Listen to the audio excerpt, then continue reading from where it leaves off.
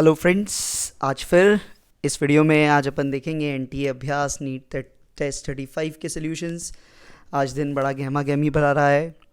आज उम्मीद थी कि शायद सुप्रीम कोर्ट में सीबीएसई सबमिट करेगी कि क्या आगे प्लान है, बट वो भी डिले हो गया है। अब जो न्यूज़ आ रही है इट माइट बी कि 25 को वो कोर्ट को बताएंगे, और ऐसी भी न्यूज़ रिपोर्ट्स है कि शायद कल शाम तक डिसीजन हो जाएगा कि आपका नीट का पेपर कब होगा।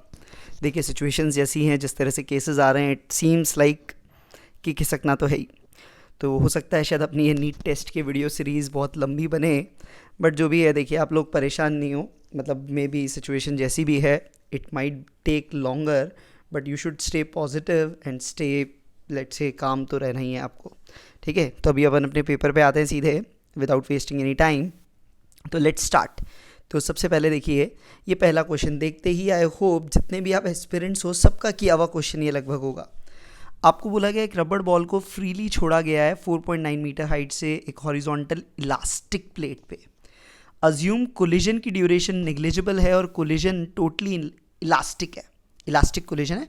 Then the velocity as a function of time and height as a function of time will be. तो देखो, पहली चीज़ ऊपर से छोड़ा गया है और ये नीचे आ रहा है।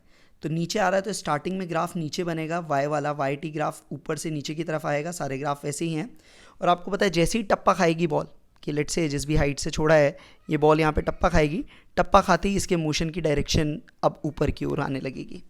तो एकदम से ग्राफ नीचे की जगह ऊपर जाने लगेगा अब्रप्टली। तो पहला ऑप्शन आपका रिजेक्ट हो गया, क्योंकि ये जो गैप आता है गैप नहीं आएगा, क्योंकि कोलिजन ड्यूरेशन इज नेग्लिजिबल। ठीक है, बाकी सारे ग्राफ ये एच वाले आपको सेम ही दिख रहे हैं, Y versus T. Now come to velocity.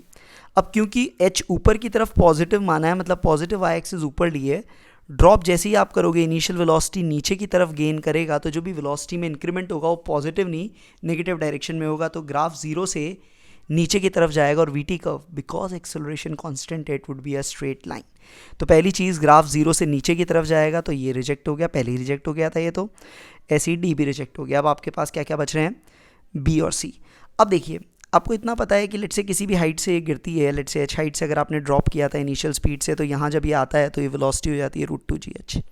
अब क्योंकि ये इलास्टिक कोलिजन है, टकराते ही ये √2gh वेलोसिटी ही रहेगी, बट ये नीचे की जगह ऊपर होगी। मतलब वेलोसिटी एकदम से -√2gh से पॉजिटिव √2gh रातों रात या बोले इंस्टेंटली होगी। और इंस्टेंटली बी में नहीं हो रही, बी में टाइम लग रहा है।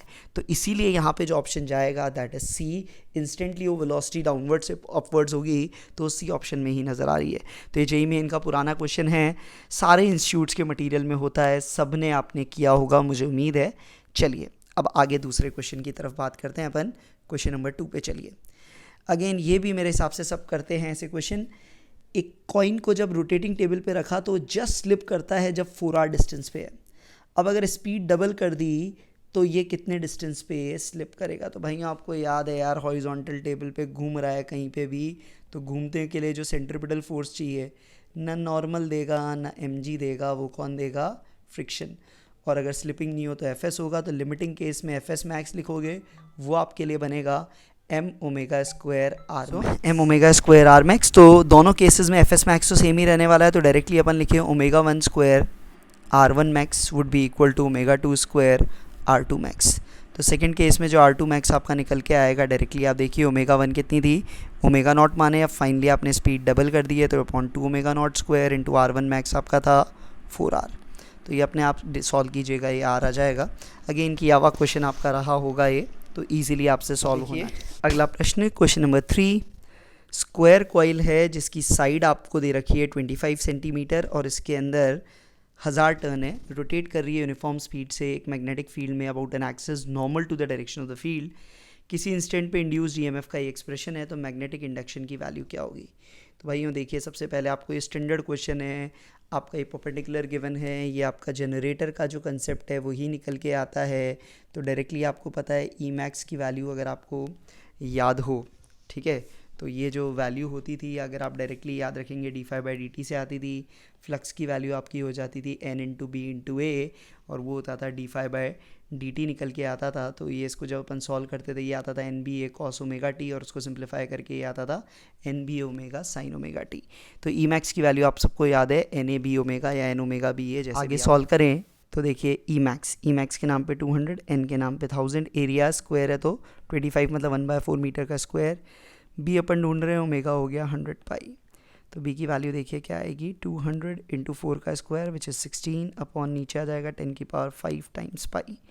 तो ये क्या बन रहा है आपका 10 की पावर -3 और नीचे आ रहा है 32 बाई पाई।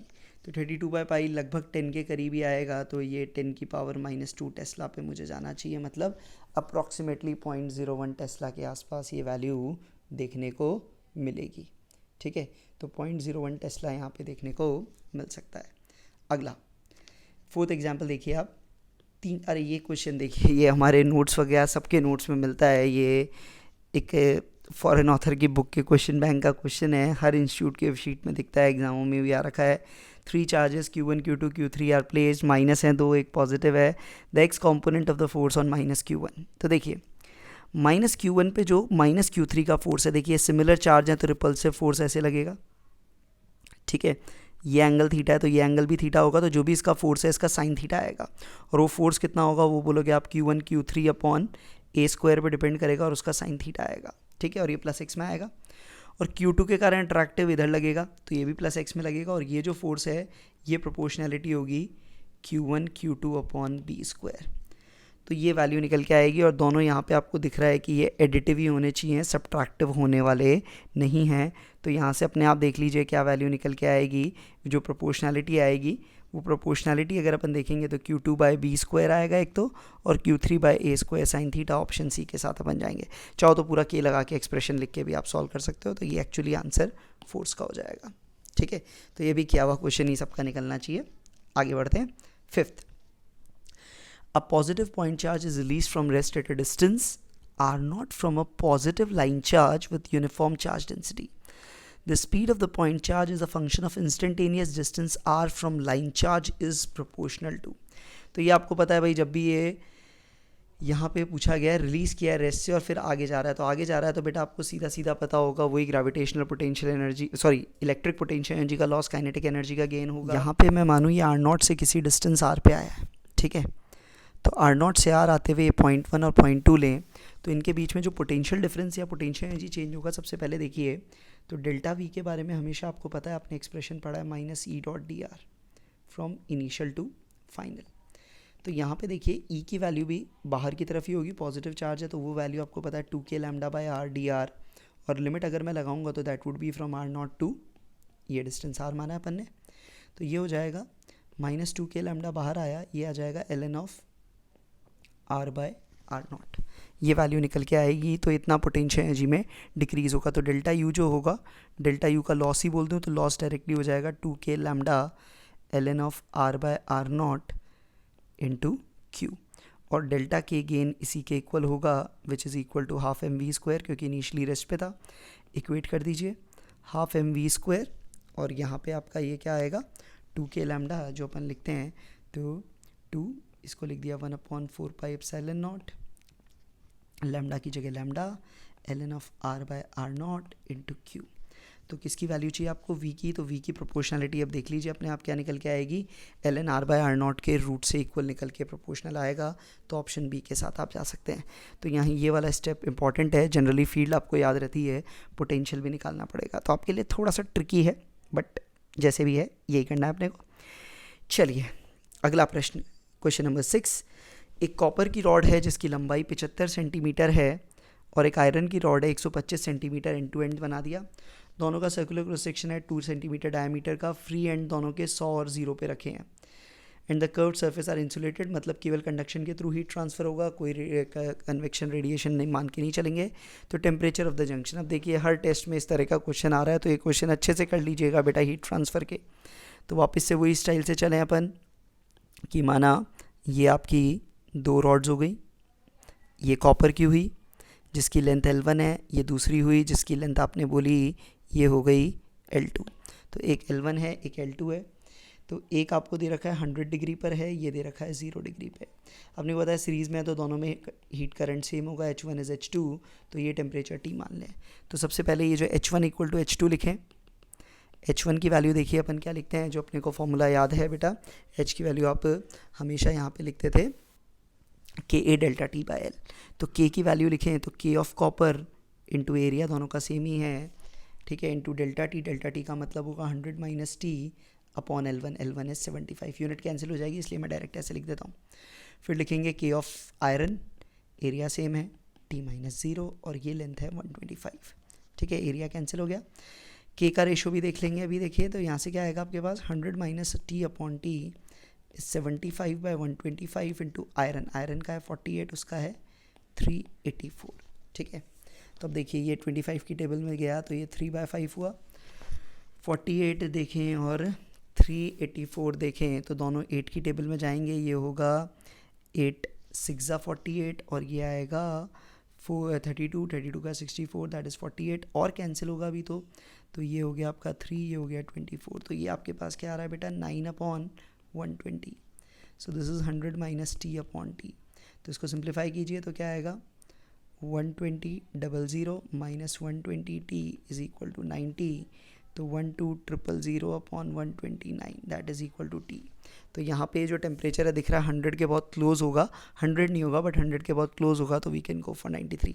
वैसे अगर आप ऑप्शन देखते हैं ना तो भी आपको दिख रहा है कॉपर की कंडक्टिविटी ज़्यादा है, उसकी लेंथ कम है तो उसका रेजिस्टेंस कम होगा, तो यहाँ पे ड्रॉप कम आएगा, कम ड्रॉप आएगा तो 50 प्लस ही रहना चाहिए था, तो एक ही ऑप्शन था, ठीक है। मैंने तो पूरा सॉल्व किया, आप चाहते तो थोड़ा स्मार्टली ऑप्शन दिख जाए तो, बट यही होता है आपको दिख जाए तो है, अदरवाइज़ करने का तरीका तो आपका यही बन के आएगा।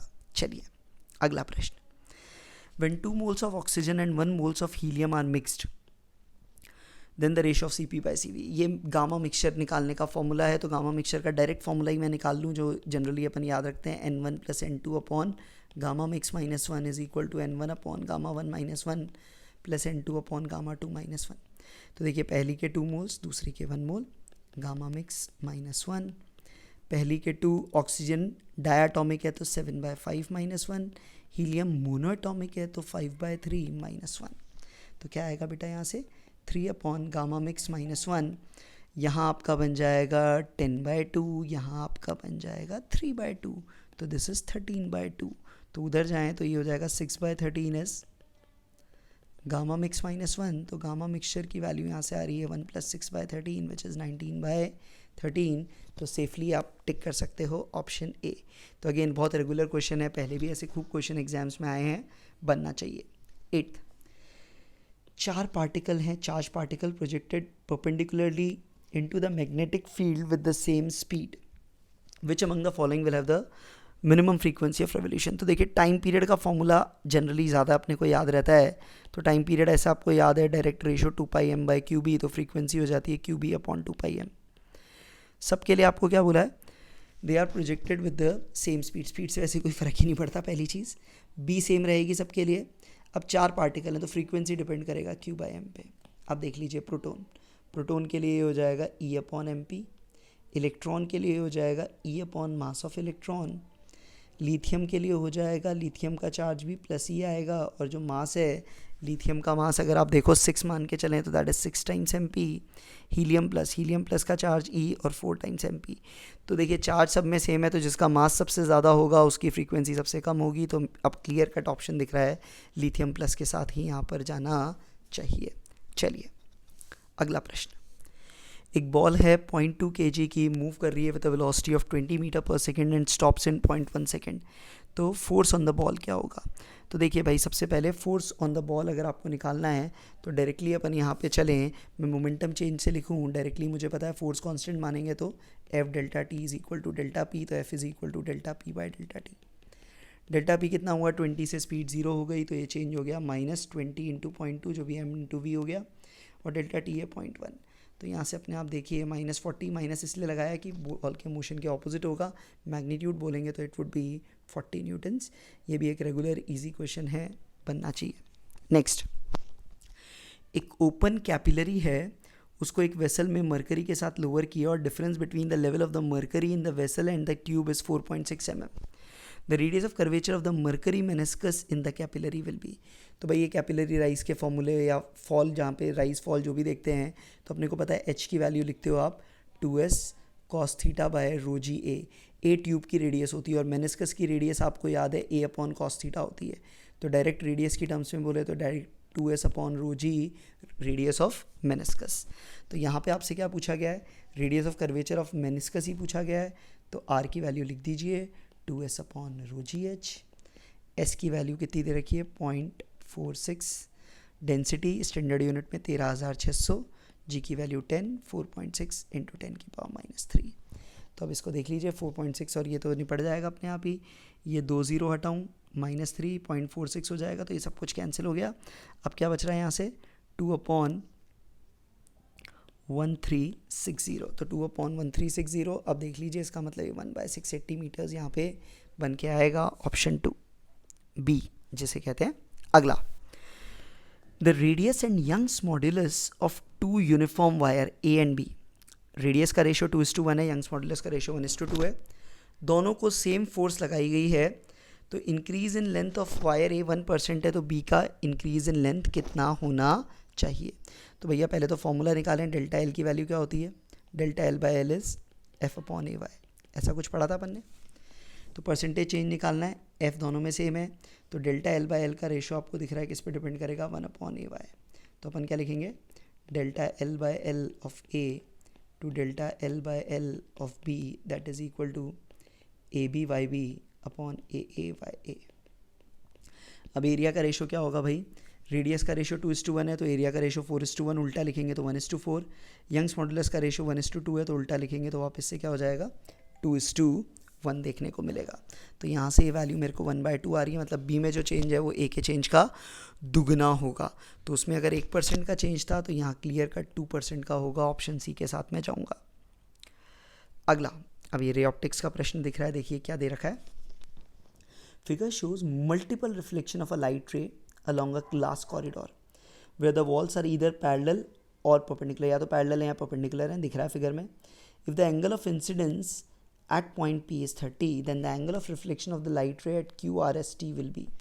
तो भाई सबसे पहले देखिए अपन तो बेसिक से चलें, इंसिडेंस एंगल नॉर्मल से होता है, ये 30 है तो ये भी 30 होगा, ये ऑल्टरनेट एंगल तो ये भी 30 और ये भी 30। तो सबसे पहले Q पे तो 30 आ गया, कुछ और आया नहीं आया, Q पे 30 आ गया। अब ये 30 है तो ये एंगल आपको पता है कितना हो गया 60, और राइट एंगल ट्राइंगल है तो ये बचा हुआ हो गया 30। तो यहाँ पे ये एंगल आपको समझ आ रहा है कितना हो गया 60। तो पहला 30 था, फिर आया 60, फिर ये एंगल 60, ये एंगल हो गया आपका 30। वापस से देखेंगे तो ये एंगल वापस से ऑल्टरनेट उसके साथ हो गया 60, तो वापस से एंगल हो जाएगा 60, और फिर वापस परपेंडिकुलर वॉल आ गई तो आपको दिख रहा है दैट वुड बी 30 डिग्री। तो अच्छा क्वेश्चन है ये, बड़ा प्यारा पूछा हुआ क्वेश्चन है, थोड़ा सा दिमाग लगाइए और करते जाइए, ठीक है। तो ये था 12th। Next, there are 2 identical balls of the same mass, one being solid and the other being hollow, how will you distinguish them without weighing. तो दोनों को बिना वजन किए कैसे पता लगाओगे यार कौन सी खोखली है और कौन सी सॉलिड है।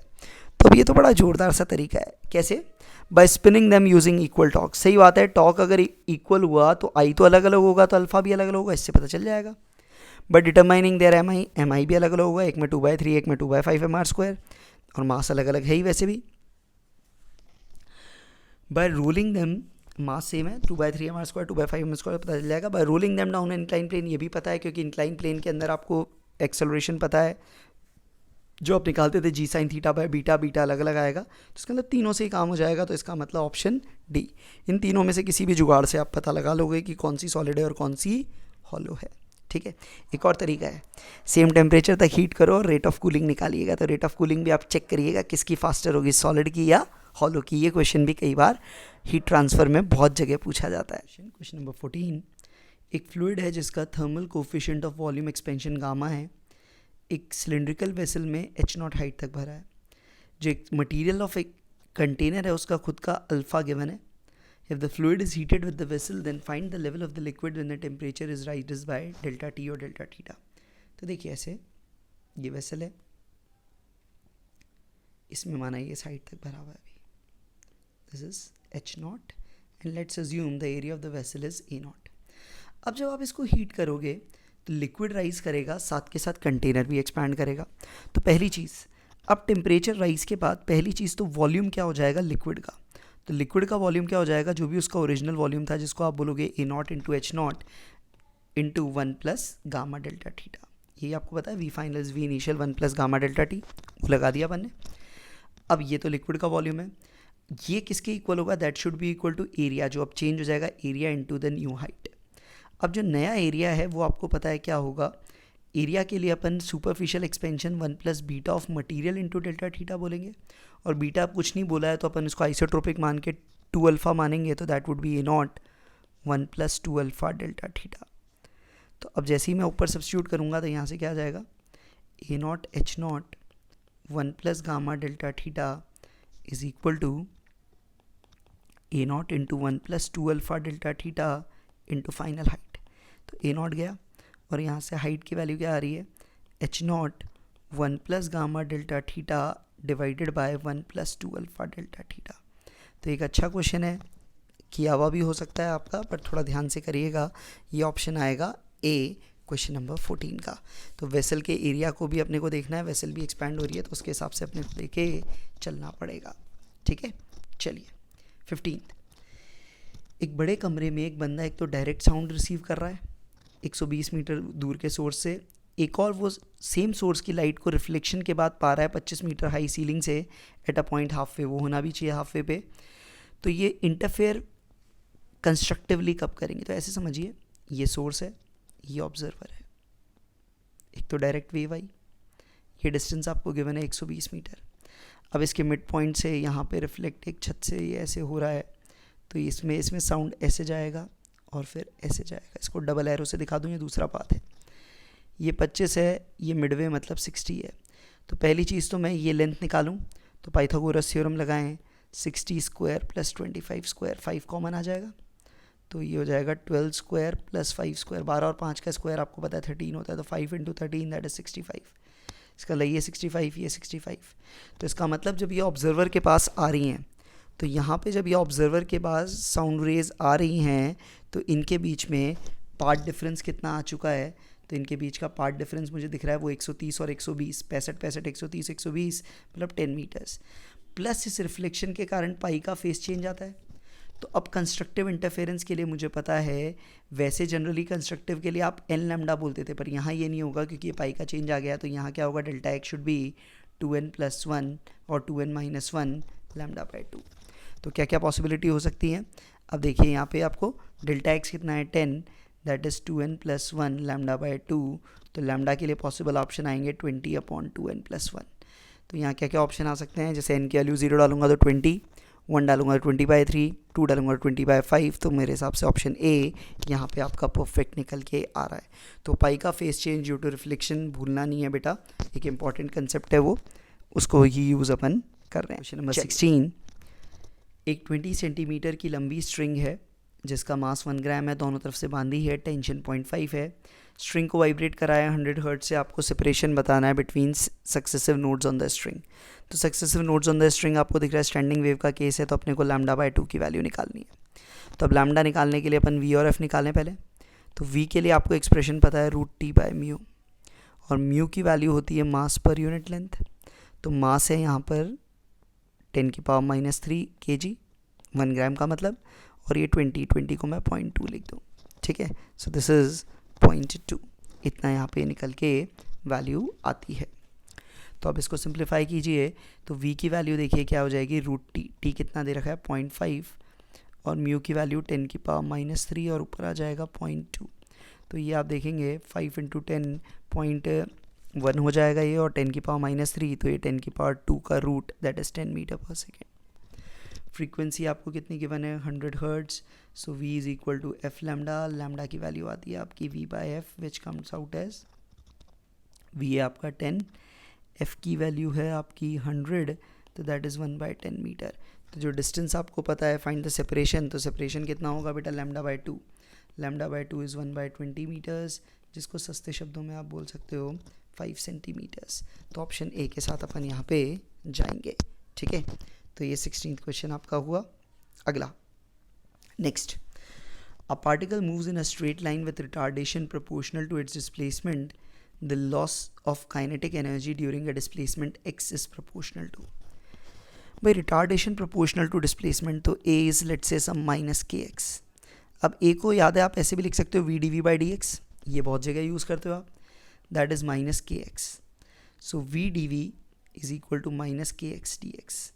तो यहाँ पे जब भी मैं लिमिट लगाऊंगा u से v, यहाँ लिमिट लगाऊंगा मैं x इनिशियल से x फाइनल जो भी है, तो ये हो जाएगा -k/2 x final square minus x initial square, जैसा भी अपन बोले हैं, या इसको ऐसे करने की ज़रूरत भी नहीं है, बिना लिमिट्स के ही आप इजीली यहीं से शायद अपन अपना इन्फ्रेंस यहाँ पे बोल पाएंगे, जो अपन कहना चाहते हैं वो अपन यहीं से बोल पाएंगे, कोई मेरे को लिमिट की ज़रूरत ही नहीं पड़ेगी यहाँ पे।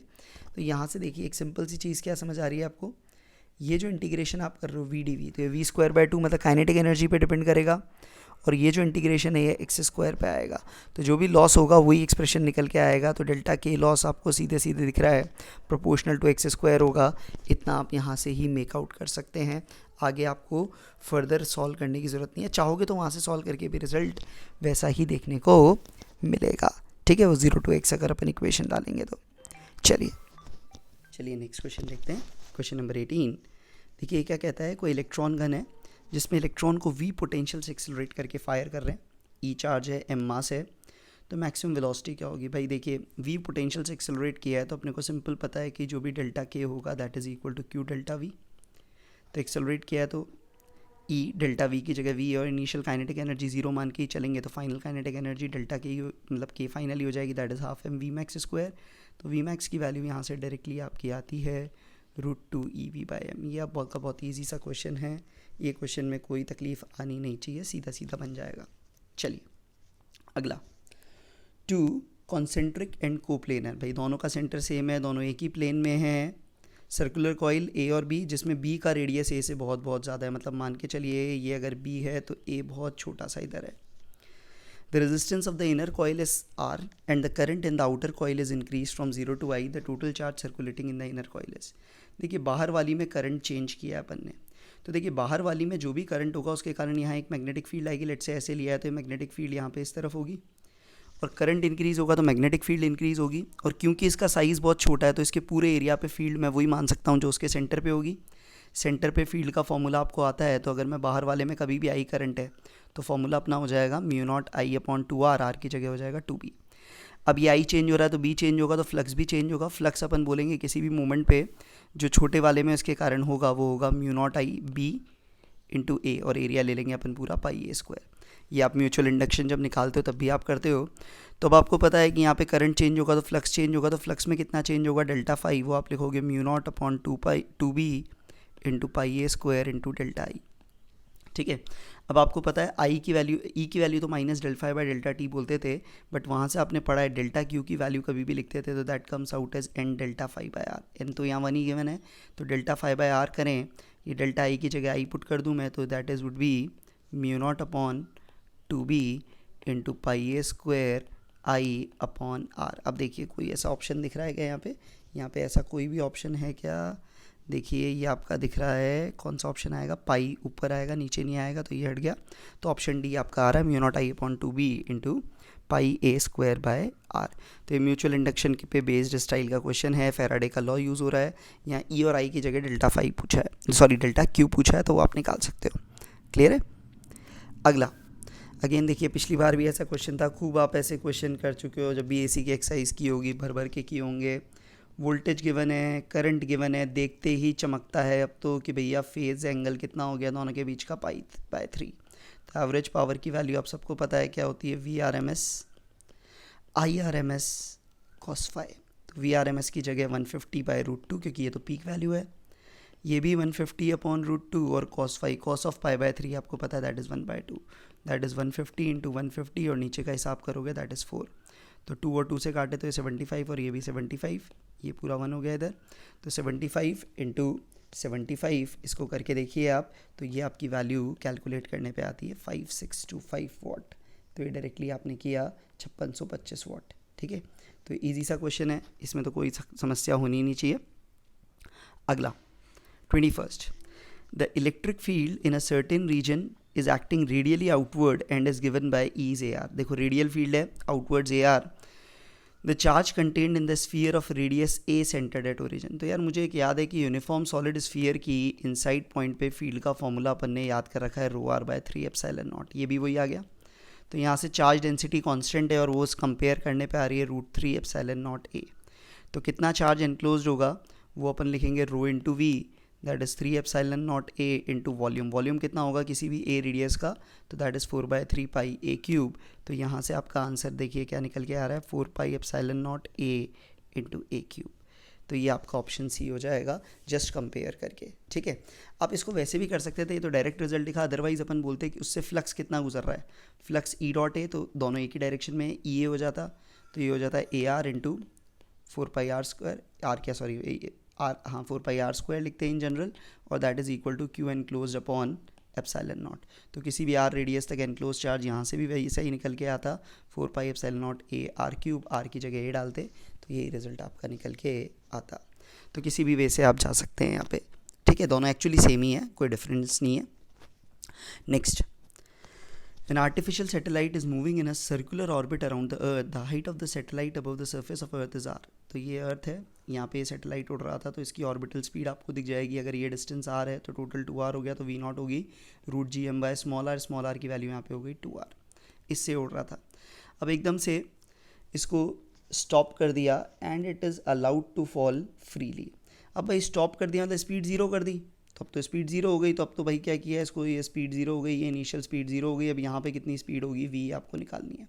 तो भाई ये ए से बी तक की यात्रा में मैं देखूँ, सिस्टम के नाम पे अपन ने सैटेलाइट प्लस अर्थ.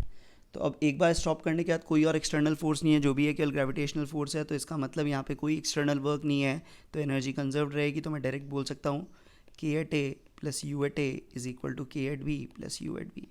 तो ए पे तो स्टॉप किया था तो ज़ीरो, यू एट ए आप लिखोगे माइनस जी, कैपिटल एम अर्थ का मास माने स्मॉल एम सैटेलाइट का, अपॉन डिस्टेंस था 2r.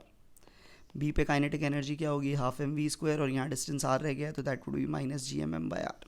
ये समझ आ गया. तो यहाँ से हाफ एम वी स्क्वायर करोगे तो वो आ जाएगा, दोनों को सिंप्लीफाई करके जी एम एम बाई 2r. 2 से 2 गया तो v की वैल्यू यहाँ से आपके पास आ गई root G M by R. और अब इसको r से मल्टीप्लाई ऊपर नीचे करोगे तो ये हो जाएगा root G M by R square into R, और इसको आप लिखते हो जी एट सरफेस. तो ये वैल्यू जो आपकी है ये आपकी निकल के आ गई रूट जी आर. ठीक है, ये G M by R square को स्मॉल जी लिख के रूट जी आर. तो ये ऑप्शन ए के साथ अपन यहाँ पर जाएंगे. तो अच्छा क्वेश्चन था, इजीली बन जाएगा. नेक्स्ट, एक सॉलिड क्यूब है और एक सॉलिड स्फीयर है, दोनों एक ही मटेरियल के हैं, दोनों का इक्वल एरिया है, both are of them at same temperature. Then अब रेट ऑफ कूलिंग की बात कर रहे हैं, तो भाई रेट ऑफ, देखिए न्यूटन्स लॉ में अपने को पता है रेट ऑफ कूलिंग का जो कांस्टेंट के आता था उसमें वो के की वैल्यू डिपेंड करती थी ई ए अपॉन एम एस. तो रेट ऑफ कूलिंग इस पर डिपेंड करेगा. ई ए और एस यहाँ पे सेम है क्योंकि मटेरियल सेम है, एरिया सेम है.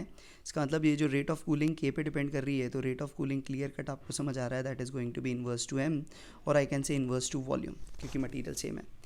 अब देखिए दोनों के एरिया सेम है, तो आपको याद होगा भाई गिवन वॉल्यूम के लिए लीस्ट एरिया किसका होता था. गिवन वॉल्यूम के लिए अपन बोलते हैं लीस्ट एरिया स्फीयर का होता था. इसका मतलब डेफिनेटली गिवन सेम एरिया के लिए वॉल्यूम जो आपका स्फीयर का होगा definitely that is going to be greater than volume of cube.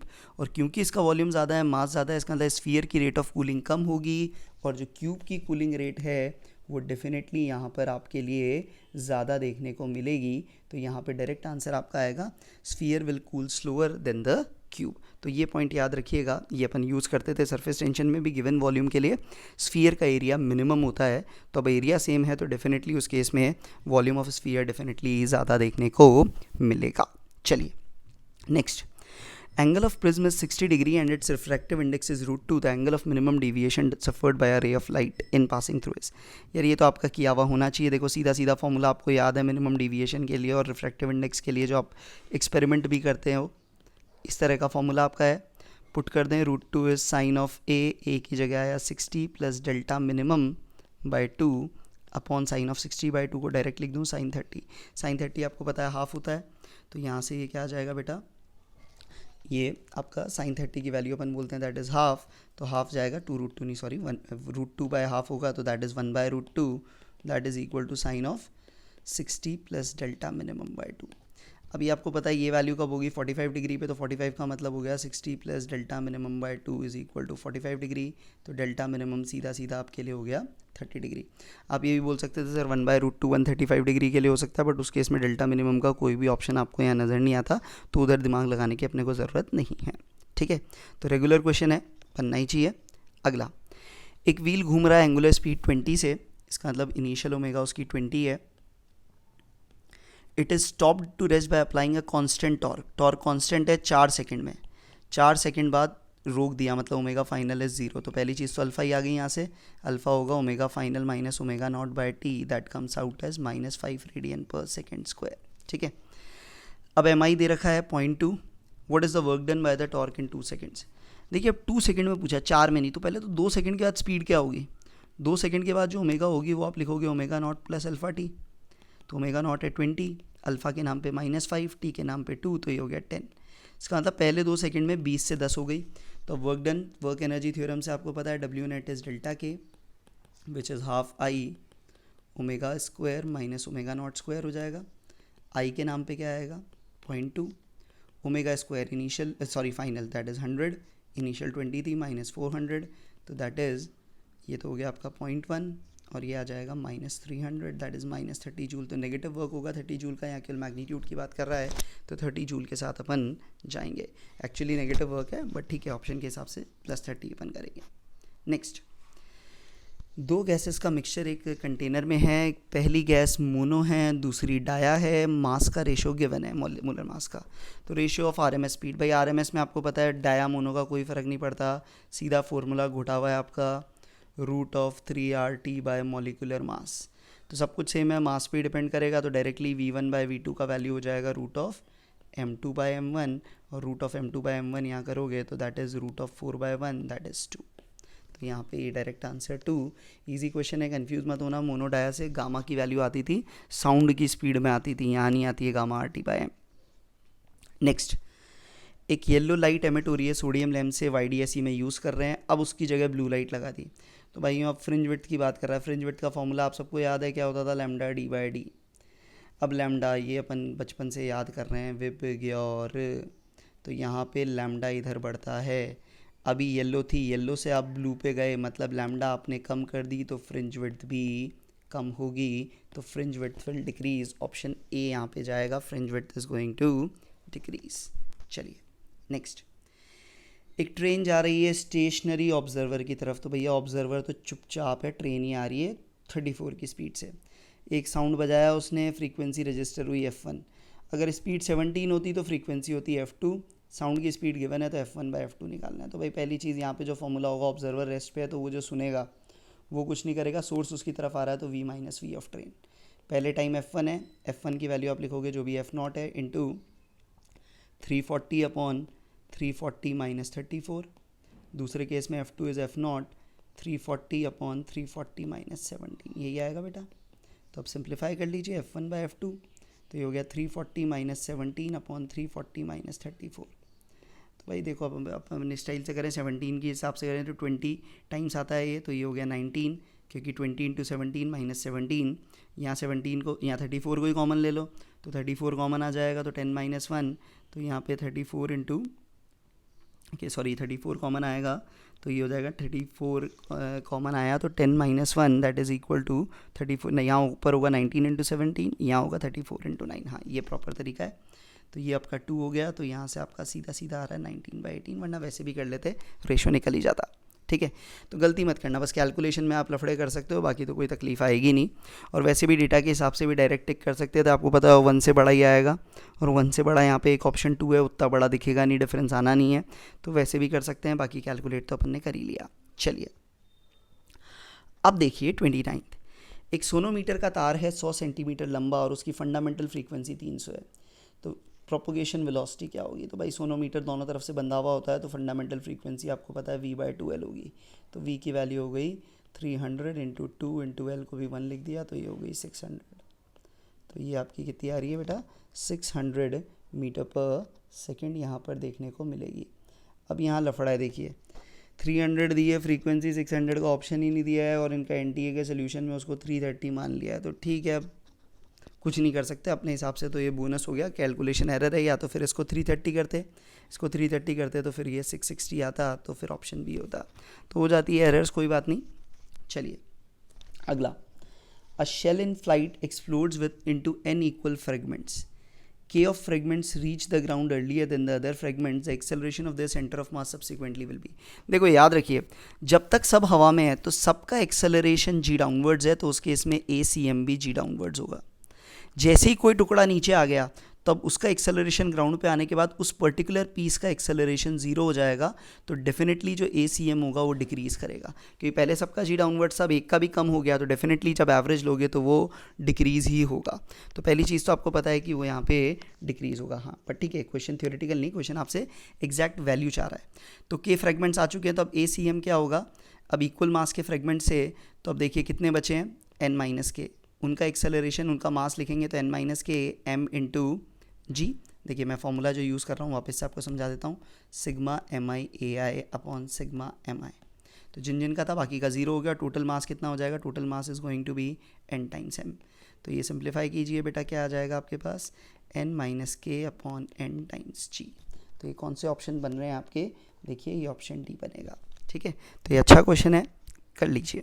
अगला, in a circular motion of a particle the AT tangential acceleration is 9, radius of circle is 4, particle initially at rest, time after which total acceleration makes an angle 45। ये भी देखिए आ रखे हैं कई बार इस तरह के क्वेश्चन। पहली चीज़, किसी भी वक्त स्पीड क्या होगी, दैट इज़ 80 इंटू टी, क्योंकि रेस्ट से स्टार्ट हुआ है, दैट इज़ 90। तो ACM कितना होगा, ACM आपको पता है v²/r, v² का मतलब हो गया 81 t² अपॉन 4। अब 45 डिग्री एक्सेलरेशन का क्लियर कट मतलब है tan थीटा होता है आपका, जब भी आप देखोगे वो 80/AC, ACM जब भी करोगे tan theta 1 clear cut suggest करेगा AT should be equal to ACM। That means AT की वैल्यू 9 है, that should be equal to 81 t²/4। ये अब आपके लिए देखिए t² क्या हो गया, 36/81 परफेक्ट स्क्वायर है, तो ये आपके लिए हो गया 6/9 सेकेंड्स, तो ये 2/3 सेकेंड्स। तो ये पहले भी किए आए हुए क्वेश्चन हैं, बनने चाहिए, बस AT/AC का फंडा आपको याद रखना है। चलिए अगला, Which of the following is represented by the area enclosed by a hysteresis loop। अरे भाई ये तो घोटा लगा लगा के थक गए। एरिया देता है energy loss per unit volume पर साइकिल, तो ना वो रिटेंटिविटी, ससेप्टिबिलिटी, परमिटिविटी, वो देगा energy lost per unit volume पर साइकिल, वो और ज़्यादा बेटर होता। तो ये थ्योरेटिकल है, ईजिली सेकेंड्स में बनेगा। चलिए मैग्नेटिज्म का था ये। एक 6 वोल्ट की बैटरी कनेक्ट कर दी to terminals of 3 metre long wire of uniform thickness and 100 ohm resistance, the difference of potential difference between distance of 50। भाई यूनिफॉर्म है यार, ये तो सीधा सीधा आपके लिए हो गया। भाई 300 सेंटीमीटर पे टोटल ड्रॉप कितना आ रहा है, 6 वोल्ट का। तो भाइयों इसका ग्रेडियंट, पोटेंशियल ग्रेडियंट बोलूँ तो 6/300 हो गया। तो भाई 50 सेंटीमीटर पे पोटेंशियल डिफरेंस कितना होगा, x डेल्टा एल या XL, तो 6/300 into 50 that is going to be 1 volt. तो सीधा सीधा लड्डू सा पोटेंशियोमीटर नाम नहीं लिया पर किया तो वही है। अगला, एक स्क्रू गेज, फिर देखिए स्क्रू गेज का क्वेश्चन पढ़ लीजिएगा भैया इसको। Least count of main scale is 1 mm, find the minimum number of division so that it can measure a diameter of 5 micrometer. भाई 5 माइक्रोमीटर मेजर कर सके, 5 इंटू 10⁻⁻6 मीटर, या इसको ऐसे भी बोल सकता हूँ मैं, इसको मिलीमीटर में करूँगा तो 5 इंटू 10⁻³ मिलीमीटर, या इसको बोल सकता हूँ 0.005 मिलीमीटर। तो भाई लीस्ट काउंट मुझे सीधा सीधा पता है क्या होता है, pitch upon number of division on circular scale. तो भाई लीस्ट काउंट तो इतना एक्चुअली होना ही चाहिए। तो लीस्ट केस में अगर चलें तो लीस्ट काउंट की वैल्यू अगर मैं ये डालूँ, पिच हो गया 1 mm upon number of division n, तो n की वैल्यू आपके लिए हो रही है 1/5 इंटू 10⁻⁻3। तो ये बेटा आपके लिए 1000/5, इसका मतलब ये हो गया 200। तो 200 डिवीजन यहाँ पर डेफिनेटली होने ही चाहिए। नेक्स्ट देखिए 2D का क्वेश्चन दिख रहा है। अब पार्टिकल को XY प्लेन में प्रोजेक्ट किया है। 2 seconds after projection the velocity makes an angle 45 degree with the x-axis. 4 seconds after projection it moves horizontally, then the velocity of projection is। सबसे बड़ी हिंट, 4 सेकंड के बाद हॉरिजॉन्टल हो गया मतलब Vy हैज़ बिकम 0। तो यहाँ से Uy की वैल्यू आ जाएगी, क्यों, क्योंकि Ay आपको पता है कि that is equal to -g।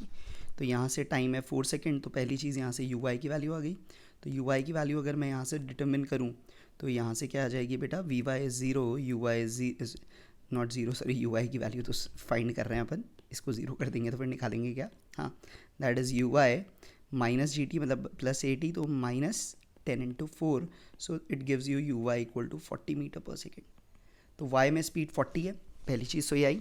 अब x की निकालें, 2 सेकंड के बाद 45 डिग्री है, तो 2 सेकंड के बाद Vy कितनी होती, वो होती 40 - 10 इंटू 2 दैट इज़ 20। और 45 डिग्री का अगेन मतलब पता है tan थीटा होता है किसी भी मोमेंट पे Vy/Vx, और Vx हमेशा Ux ही रहेगा, और 45 पे मतलब दोनों की वैल्यू सेम होगी, इसका मतलब Ux की वैल्यू है 20।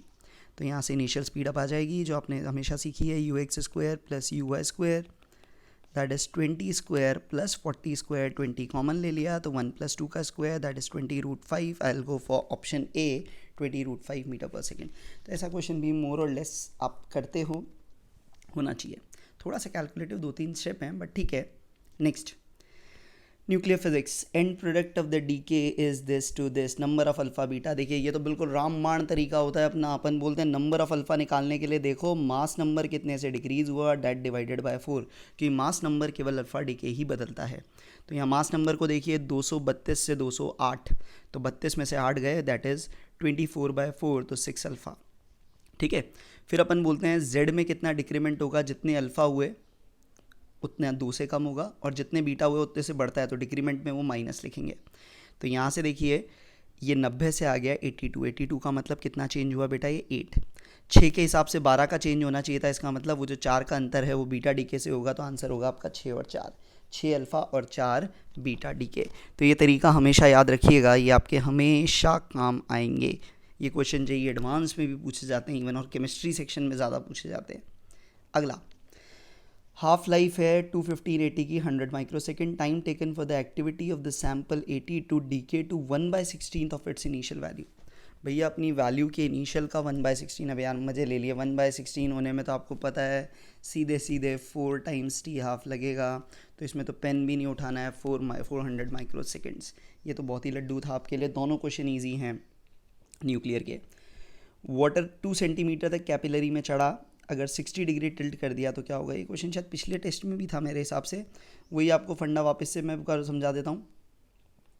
भाई ऐसे सीधी रखी है, ये h हाइट आई, टिल्ट करते ही क्या होता है, हाइट सेम रहेगी बट लेंथ चेंज हो जाती है. हाइट तो सेम ही रहेगी बट ये एंगल थीटा हो गया, तो वही cos थीटा की वैल्यू जैसे आप लिखते हो दैट इज़ h/l, तो l की वैल्यू हो जाएगी h/cos ऑफ थीटा. h तो वही 2 सेंटीमीटर रहेगा, cos 60 डिग्री आपको पता है हाफ होता है, तो that is 4 centimetre.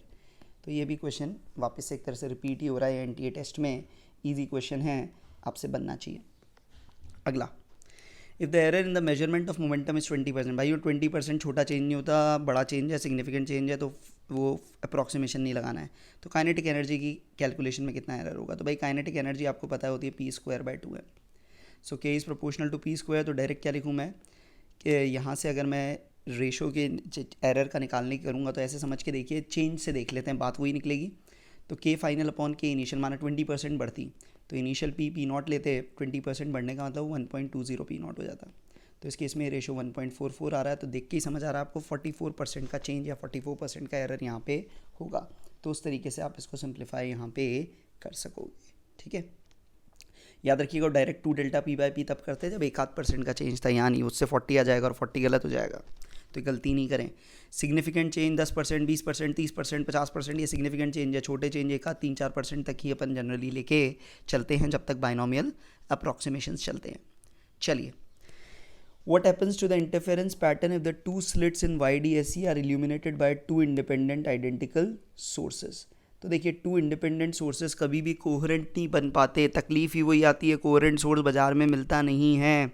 Coherent source नहीं होंगे तो इंटरफेरेंस पैटर्न बनेगा ही नहीं. सबसे इंपॉर्टेंट कंडीशन यही है for observable interference. Phase difference time के साथ स्टेबल होना चाहिए. कोहेरेंट सोर्सेज होने चाहिए जो यहाँ पर नहीं होंगे. तो थियोरेटिकल क्वेश्चन है, बनना चाहिए. 41, a block of mass m एक रफ इंक्लाइन पे रखा है, इंक्लिनेशन 30 है, कोफिशिएंट ऑफ फ्रिक्शन भी दे दिया, कॉन्टैक्ट फोर्स. अब देखिए यार, ये थोड़ी सी है ना प्यारी सी चीज़ इन्होंने पूछी है. इन्होंने पूछा है यहाँ पे कॉन्टैक्ट फोर्स, नॉर्मल कॉन्टैक्ट नहीं, कॉन्टैक्ट. इसको जनरली अपन R लिखते हैं और ये वैल्यू आपको याद होगा, अपन लिखते हैं N+F, फ्रिक्शन प्लस नॉर्मल, क्योंकि दोनों ग्राउंड में लगाए हैं. तो यहाँ पे देखिए, सबसे पहले ये यहाँ पे रखा हुआ है. तो पहली चीज़ tan थीटा अगर मैं निकालूँ, tan 30 की वैल्यू क्या होती है, 1/√3. 1/√3 की वैल्यू अगर मैं सिंप्लीफाई करूँ, that is √3/3, 1.73/3, which is basically कितनी होती है बेटा, ये होती है आपकी 0.57 समथिंग आएगी. तो ये जो tan थीटा की वैल्यू है ये अभी μs से छोटी आ रही है, म्यू से छोटी आ रही है. इसका मतलब ब्लॉक क्या रहेगा, चलेगा ही नहीं. Block is going to remain at rest. ये एंगल ऑफ रिपोज से भी कम है. तो एंगल ऑफ रिपोज से भी अगर ये कम दे रखा है यहाँ पे, क्योंकि जब सॉल्व करोगे तो एंगल ऑफ रिपोज 37 डिग्री आएगा. ब्लॉक रेस्ट पे है, तो इसके FBD में देखिए क्या क्या लगेगा, mg, F S और N, और क्योंकि ये इक्विलिब्रियम में है अभी तो मैं क्या लिखूँगा mg plus Fs plus N is equal to 0। और इसी चीज़ को अपन ने क्या बोला, वेक्टर R, तो कॉन्टैक्ट फोर्स हो गई, तो कॉन्टैक्ट फोर्सेस माइनस mg, मतलब टोटल कॉन्टैक्ट फोर्स mg जितनी होगी और उसके ऑपोजिट लगेगी, तो ऑप्शन डी के साथ अपन जाएंगे। तो यहाँ याद रखिएगा, ये कॉन्टैक्ट फोर्स का फंडा आपने पढ़ा होगा, उसी को यूज़ करिएगा, नहीं पढ़ा है तो इसको एक बार कहीं से आप रिव्यू ज़रूर करिएगा, ठीक है। चलिए, फोटो इलेक्ट्रिक इफेक्ट में फोटो करंट इंक्रीज़ करता है फ्रीक्वेंसी के साथ, डिक्रीज़ करता है फ्रीक्वेंसी की इंक्रीज़ के साथ, doesn't depend on the frequency but depends on intensity, depends both on intensity and frequency. तो अपन मान के ही चलते हैं भाई फ्रीक्वेंसी सफिशिएंट है जो इस फोटो इलेक्ट्रिक कर सकती है, तो उसके बाद ये केवल इंटेंसिटी पे डिपेंड करता है। इंटेंसिटी के साथ वो जो फोटो करंट का ग्राफ आपको याद होगा कि फोटो करंट वर्सेस इंटेंसिटी, वो ग्राफ आपको याद है, इस तरह से आपका पूरा बनता है स्ट्रेट लाइन थ्रू ओरिजिन। तो it depends on intensity not on frequency, ये मान के अपन चलते हैं। चलिए, तो ये भी थ्योरेटिकल इजी क्वेश्चन बना हुआ है आपका। एक वेसल है जिसकी डेप्थ 2h है, आधा भरा है एक लिक्विड से जिसका रिफ्रैक्टिव इंडेक्स 2√2 है, और अपर हाफ में भरा है जिसका √2 है। लिक्विड्स मिक्स नहीं हो रहे। Apparent depth of the inner surface of the bottom of the vessel is. तो देखिए, अपेरेंट डेप्थ का जब भी बात होती है तो यहाँ पे देखिए सिंपल सा रिजल्ट अगर मैं बना के दिखाऊँ आपको डायरेक्टली, अपने को जब भी अपेरेंट डेप्थ की बात करेंगे अपन, तो डी अपेरेंट अपना होता है d real upon n of the first medium with respect to the second medium. First और सेकेंड का मतलब इस तरह से भी बोल सकते हैं कि इंसिडेंट और जो फाइनल जो रे निकलेगी उसके हिसाब से होगा। तो यहाँ डायरेक्टली पहले वाले को देखिए, जो नीचे वाला है उसकी जो डेप्थ h है, h की जगह दिखेगी h/2√2, ऊपर वाले h की दिखेगी h/√2। तो डायरेक्टली ये आंसर आपके लिए क्या हो गया, 2√2 एलसीएम ले लीजिएगा, तो ये हो गया आपका 3h। तो ये ऑप्शन देखिए कौन सा आएगा, तो यहाँ से आपका 3√h/4 होगा, क्योंकि इसको जब मैं सिंप्लीफाई करूँगा I can write it like this, ठीक है। तो हमेशा इस तरीके से आप ये रिजल्ट बोल सकते हो। 1 का मतलब होगा वो मीडियम जिसमें इंसिडेंट रे है, 2 का मतलब जिसमें रिफ्रैक्टिव फाइनल इमर्जेंट रे है, और ये जो बीच का मीडियम है उससे कोई फ़र्क नहीं पड़ता कि बीच का तो स्लैब ही मान लोगे, वो तो केवल एक तरह से लेटरल शिफ्ट लाता है, अपेरेंट डेप्थ में चेंज नहीं लाता। तो इसीलिए डायरेक्ट ईयर के रिस्पेक्ट में ही दोनों को कंपेयर करके देख सकते हैं। तो ये आपने पढ़ा होगा कि ऐसे जब भी डब्बे रखे जाते हैं, माना इसका T1 है, N1 है, इसकी T2 और N2 है, और इसकी T3 और N3 है, तो अपन डायरेक्टली बोलते हैं कि बाहर से एयर से देखोगे तो अपेरेंट डेप्थ दिखेगी, इस पॉइंट की अगर डेप्थ देखेंगे तो that would B T1/N1 plus T2/N2 plus T3/N3। तो अपेरेंट डेप्थ का डायरेक्ट रिजल्ट आप देख सकते हो। ये थ्योरी पोर्शन अच्छे से पढ़िएगा, कई क्वेश्चन इसमें आते हैं। शिफ्ट बोलते हैं तो अलग होता है, शिफ्ट नहीं है यहाँ पे अपेरेंट डेप्थ निकालना है, शिफ्ट में फिर वो D-D अपेरेंट को सब्ट्रैक्ट करते। चलिए, एक ओपन खुला हुआ ऑर्गन पाइप है, एकदम से बंद कर दिया, इसका मतलब क्या हुआ, second overtone of closed pipe is higher than by 100 of the first overtone. ये भी कहीं आया हुआ क्वेश्चन है, मुझे देखते ही याद आ रहा है। तो फंडामेंटल फ्रीक्वेंसी ओपन की क्या होगी, तो देखो भाई, first overtone of the original pipe, open pipe में आपको पता है V/2L होता है, तो जो फर्स्ट ओवरटोन है वो होगी 2V/2L। तो ये फ्रीक्वेंसी मान लूँ that is F2 of open, ठीक है। अब second overtone of close pipe, वो फिफ्थ फ्रीक्वेंसी हो जाती है क्लोज के अंदर, है ना, तो वहाँ आप लिखते हो डायरेक्ट 5V/4L। तो आपका क्वेश्चन कहता है कि 5V/4L माइनस ये तो V/L ही हो गया, क्योंकि स्पीड तो सेम ही रहेगी, लेंथ सेम ही रहेगी, बस वो क्लोज्ड और ओपन का लफड़ा है। तो ये वैल्यू आपके लिए बन के आती है V/4L, और इसकी वैल्यू 100 गिवन है।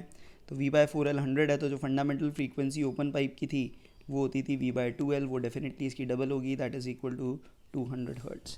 तो यहाँ पे कौन सा ऑप्शन आ जाएगा आपके लिए, ए। तो ये किया हुआ ही होगा मोस्टली आपका क्वेश्चन, ये जनरल क्वेश्चन है, कई बार आया हुआ है।